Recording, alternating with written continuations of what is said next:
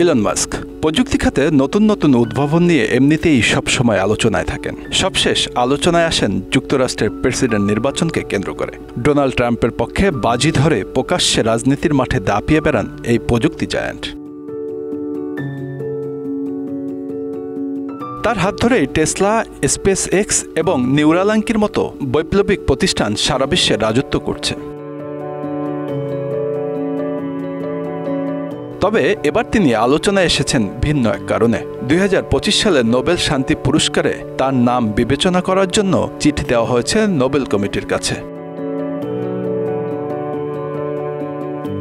European পার্লামেন্টের সদস্য Brunkow Greams ঘোষণা করেছেন বাক স্বাধীনতা এবং মানবাধিকারের পক্ষে অবিচল থাকার জন্য ইলন মাস্ককে 2025 সালের নোবেল শান্তি পুরস্কারের জন্য বিবেচনায় দেওয়ার জন্য তিনি চিঠি দিয়েছেন। নরওয়েজিয়ান নোবেল কমিটির কাছে আনুষ্ঠানিকভাবে চিঠি পৌঁছে দেওয়া হয়েছে।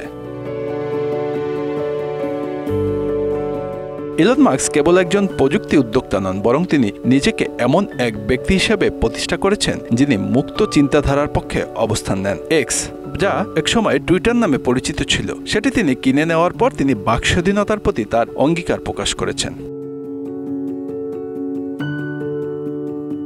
তবে এই চিঠি নিয়ে বিতর্কও কম নয়। সমালোচকদের মতে প্রযুক্তি উন্নয়নের ক্ষেত্রে তার অবদান গুরুত্বপূর্ণ হলেও শান্তি প্রতিষ্ঠার ক্ষেত্রে তার ভূমিকা প্রশ্নবিদ্ধ। তাছাড়া মার্কিন প্রেসিডেন্ট ডোনাল্ড ট্রাম্পের ঘনিষ্ঠ হওয়ার কারণে অনেকেই তার নোবেল মনোনয়ন নিয়ে আপত্তি তুলেছেন। তবে নোবেল শান্তি পুরস্কারের জন্য ইলন মাস্কের নাম বিবেচনার চিঠি এবারই প্রথম নয়। এর আগে 2023 সালে নরওয়ের সাংসদ মারিয়াস নিলসেস তাকে নোবেল দেওয়ার জন্য চিঠি দিয়েছিল নরওয়েতে। Bangla affairs news desk.